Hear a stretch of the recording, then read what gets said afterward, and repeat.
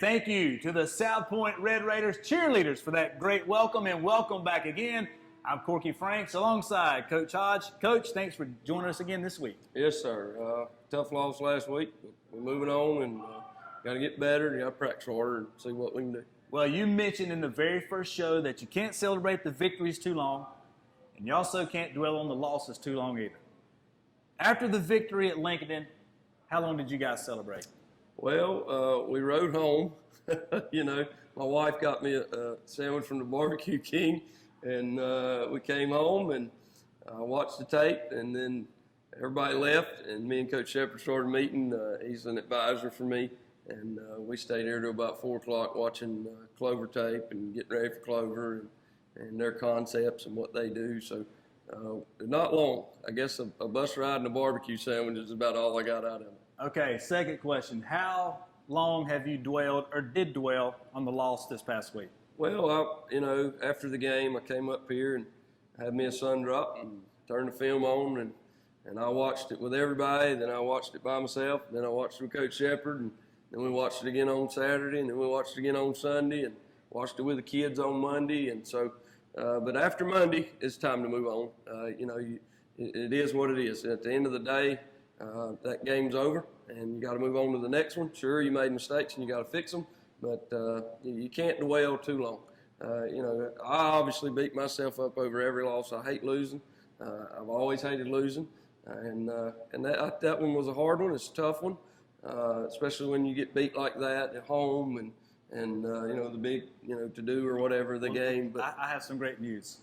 We're not going to talk about the loss. Well, that's good because I've been about tired of dealing with it with my head. I don't want to deal with it either. That's why we brought in the new voice of the Red Raiders, the WCGC play-by-play guy, Brian Rushing. We sat down and had a conversation, and we let Brian Rushing do the recap.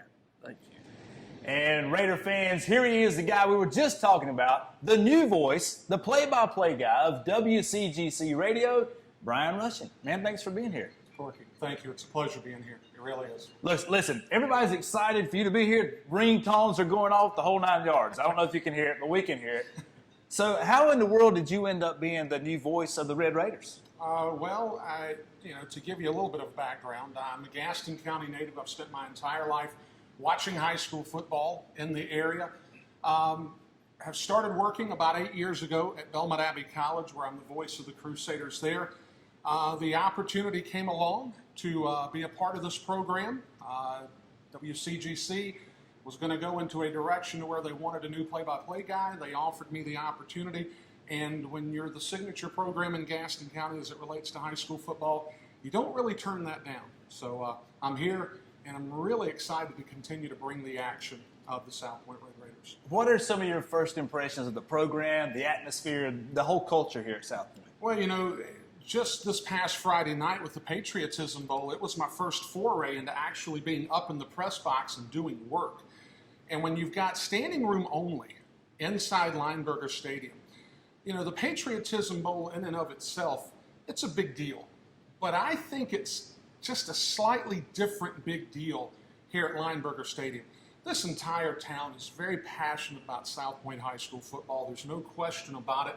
You throw in that of a Patriotism Bowl atmosphere, and it was just absolutely off the charts. And you can tell that when it comes to representing a high school football program on a high school Friday night, South Point does it about as well as anybody in the state of North Carolina. So it was a ton of fun. Well, last week during the Patriotism Bowl, I was on the sideline. I was trying to get highlights, but you were up top with Ian Gibson. You guys got to see the highlights, and unfortunately, some of the lowlights. Well, let's not forget, this Clover High School football team is really, really good. And what they were able to do out of the spread offense, they had all the right pieces. They've got guys on the outside that can catch the ball, that can make moves and get downfield. They've got a solid running back core.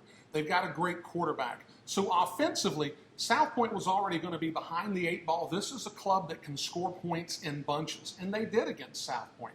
And when you're able to do that on the offensive end, you can take a lot of chances defensively, and that's exactly what Clover did. It was a tough night for South Point, but Corky, I'll remind you, you've already got South Point. You've got South Point already with Crest behind you on the schedule, already with Clover behind you on the schedule. I still think this is a club that's a 9 or 10 win team on the season, and we'll certainly get an idea of what that translates into in the next few weeks as these guys approach the conference season. Well, we have Forestview coming up this week. Those guys are like Jekyll and Hyde. They gave up 99 points the first 2 weeks. They scored 64 points last week, so we don't have any idea which Forestview team is going to show up. Well, and I think to that end, you're going to see the real Forestview Jaguars club show up this week. They've got a home game.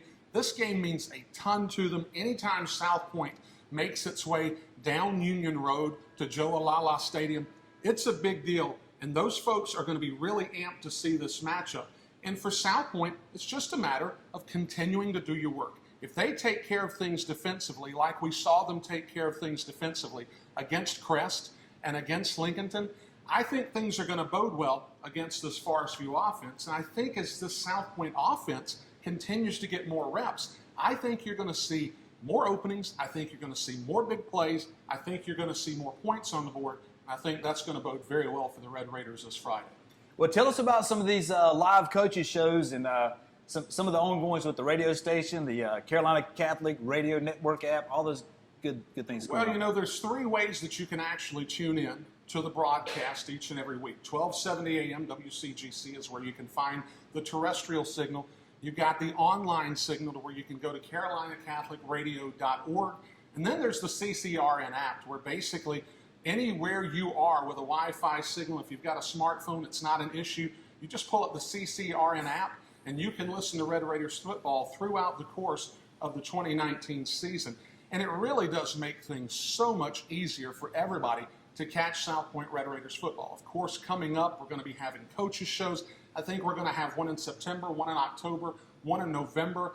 And getting all of this off the ground, taking this to the next level, it's going to be something that's of the utmost importance for the entire school, much less the football program. Live coaches shows at that. Live coaches shows at that, getting an idea to actually pick the brain of Adam Hodge, much like what you're doing, and really kind of get an atmosphere, kind of gauge what Belmont thinks about South Point High School football, because we're going to be taking them into the town. We're going to be taking them into the restaurants, and we're going to give everybody an opportunity to have access to Adam Hodge, the broadcast team, and really create a circumstance where folks can get to know these people at a more intimate level. Any predictions this week? I think Big Red. I think Big Red goes on the road, gets the win against Forestview, and I think begins to establish some momentum for the rest of the season. I hate to say this. I felt like you were going to beat me up the whole time we were talking. I feel like I was taking on Andre the Giant or something like that. Brian, thanks for being here. Look forward to working with you. Yes, and sir. Go Big Red. Thanks, Brian Rushing. And we're back with Coach Hodge. And, Coach, that was an enjoyable conversation with Brian Rushing. But one thing he touched on was, that was a tough loss last week. And you guys did do a lot of things right, but you also did a lot of things wrong. Or maybe I should say a lot of things that can be corrected. Well, yeah, as always, when you play a game like that, you look for every little old mistake you made and you try to correct it. I left here about 4:30, Saturday morning, so I watched the tape over and over and over, and you find every mistake that you make and you try to fix it so it don't happen to you again. They got a good football team. I'm not going to take anything away from them. They got 40-something seniors and a lot of talent. And 83 is a good player, and 7's a great quarterback, and the running back's a horse too. So I'm not going to take anything away from them. But we certainly could have done some things a lot better. So. Well, the defense is playing pretty good as a whole, and you guys made some adjustments at halftime and were able to take away some of the schemes they were trying to run. Well, yeah, and two, we made a few adjustments, but, when you get a lead like that, you tend to be more conservative, which they were. They still took shots, don't get me wrong, but they were maybe a touch more conservative, and I would have been too if I was them. But we did make some. The biggest thing that we did at halftime is I told our guys, you got to live up to the locker room. People been playing football around here for a long time, and we ain't never quit. We ain't never back down. And I felt like in the first half, we were a little, big-eyed a little bit. And in the second half, we went out there and played football. If you look at the second half, it's 14-7 game. So, we played a lot better in the second half, and we played like we're supposed to. And, there's a tradition here, and you got to live up to it. And I think we did in the second half. I wish we would have done more of that in the first half. Play like South Point. South Point plays hard. They ain't scared of anybody. They're tough. They're physical. And we did that in the second half. And if we'd done it in the first half, there's no telling. Nobody likes to lose around this place, but in all reality, conference play hasn't even started yet. So I'm sure you guys are still trying to work on some things, find the right lineup, try to find the right mix. Well, I lost Ryan Harris, my starting middle linebacker against Crest. I've lost a couple quarterbacks, and Nassim got banged up against Lincoln, and so we've just been trying to get some people in there that can teach them up how to play from week to week. It's been a tough going this time of year. To be this early, we've had to deal with a lot of things. A couple kids on the team had family members pass away and things like that. It's just been a really tough. Even the manager. Last Friday, his stepdad passed away right before the game. It's just been a tough little old sledding there for us early, and this, to be this early in the year, a lot of adversity that we've had to face. And we just talk about perseverance. Reverend Long came in today and talked about perseverance. Paul says run the race with perseverance, and he didn't put perseverance in there because it was going to be easy. And things aren't always easy. Life isn't always easy. And you got to keep going, keep trucking, and see can't you get better. And at the end of the day, we want to win a game in December. So it's awful early, and if we can overcome all this now, how much stronger are we going to be when it gets a little cooler? I was talking to Brian Rushing, and I mentioned that Forestview scored 99 points the first two games. Gave up 99 points the first two games. And then came back last week and scored 64 points. We were talking about, is it a Jekyll and team hide, or is it their schedule? Which team do you guys prepare for this week? Well, you always prepare for their best. They got a good tailback, and he can play. They got some big defensive linemen that can play. And, so you got to prepare for their best. You don't show your kids their worst film. You show them the best film. And this is what they could do. All right, and we got to make sure that don't happen. And, so you never take a team light. You always prepare for their best effort. Obviously those are some huge differences in the first two games and the third game. And, a lot of that has to do, you're playing a 5A school one week and 1A school the next week. So, but you prepare for their best. And you try to get as good as you can get. We were talking earlier, there's probably 99 out of 100 high school teams run the football. Forestview is averaging 130 yards passing, 130 yards on the ground. You just got finished playing a team that throws for 300 yards a game. Do you think your defense is at maybe a slight advantage this week after facing a throwing quarterback, knowing that you're going to see it again this week? It's not every day that you guys get to line up and face quarterbacks that throw the ball. Well, the toughest thing about defense is the run-pass conflict. When you play a team like we played, there's not many people going to throw it. Shelby can throw it like that, as you know, but there's not many people can throw the football the way they do. Their concepts are very good. They work it all year long. They practice year-round, and they work those concepts, and they try to figure out what you're in, and they have, concepts that attack what you're in. So you constantly have to stay ahead of the game as far as, what you're running, which we did. We changed our schemes up throughout the game, try to stay ahead or catch up or just make a different look, change the picture for what the quarterback sees. And, playing a team like that certainly is going to be a benefit to you in the long run. You're not going to see many people that can throw it quite as good as they can. There's some, like Shelby, but not many people can throw the football the way they do. And it certainly challenged us. And that's a good thing for us. That's the benefit of playing someone who's good. We could go play, some of these other teams, but we wouldn't get any better. Teams like that make us, get better. They show us what we're not doing good, or they show us what we need to work on, and then we get better, and then in the long run, you're better off. Is there a key or keys to victory? Well, we certainly need to get our offense going and run the football. I think that's key. We need to have a good offensive night. We've kind of struggled a little bit early for various reasons, but we need to get our offense going. Defensively, you can't give up a big play. Forestview's always been a big play kind of team. Even when they had Mo Neal, I saw him on ESPN Saturday, great player. They were a big play team then, and you can't give up big plays to Forestview. Coach Medlin's always liked to back out of the backfield for as long as I can remember. So we've obviously worked that to death this week. But you can't give up big plays. You got to tackle, and it's the same as it is every week. Football is, people try to complicate it. It's blocking and tackling and taking care of the ball. I mean, if you do those three things, most of the time you're going to win. And of course, you got to be good in the kicking game. So, I think if we just need to make sure we take care of our business and don't give up big plays, and we'll be fine. Well, thanks for joining us. Don't forget to listen to WCGC, and if you're not listening to WCGC, download the Carolina Catholic Radio Network for all the action. Brian Rushing and Ian Gibson will be back again this week on the call. Before we leave, you mentioned perseverance and hard work, and you guys got right back after it this week.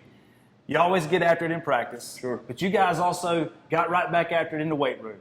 So we have some video, Coach Justice working these guys in the weight room this week. And also, we mic'd some of you guys back up this week. We know you love it, and hopefully you enjoy it.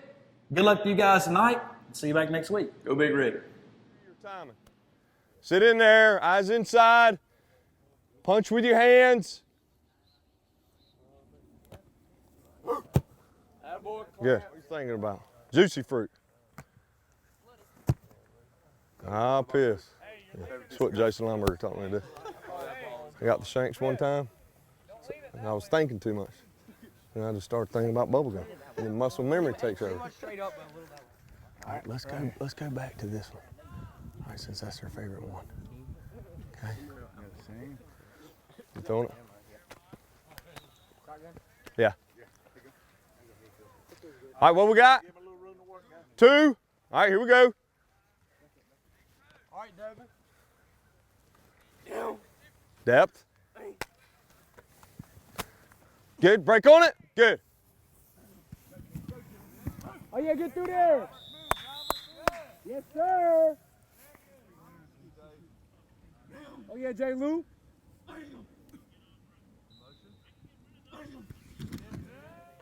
Eli don't want it. He's scared back there. Double leg. Spur, good. Now Tristan, you as free safety. Get under, Thad. Get under. Let's go, Hope. There you go, boy. Attaboy. Yes, sir. Keep it up, Hope. Good. Good job. Good job. Oh, yeah. Hey, finish up. Let's go. Last one. Be physical. Let's go. Attaboy. This is a Missy Elliott exclusive. Attaboy. Yeah. Be physical. Walk up in the thing. I be on my game. If it's competition, I put them to shame. Different kind of chick. We are not the same. I raised all these babies, call me Captain Jackson. Please don't steal my style. I might cuss you out. What you doing now? I did for a while. Missy, missy, missy. Go ahead, let it slap. I'ma snatch they wigs till I see that scap. Booty, booty claps. Flying across the map. Lambo on the block, looking like a snack. I show you how I do it. Show you how it's done. Don't look for another Missy, cause there be no another one. Watch me, throw it back. Watch me, throw it back. Watch me, throw it back. Watch me, throw it back. Watch me, throw it back.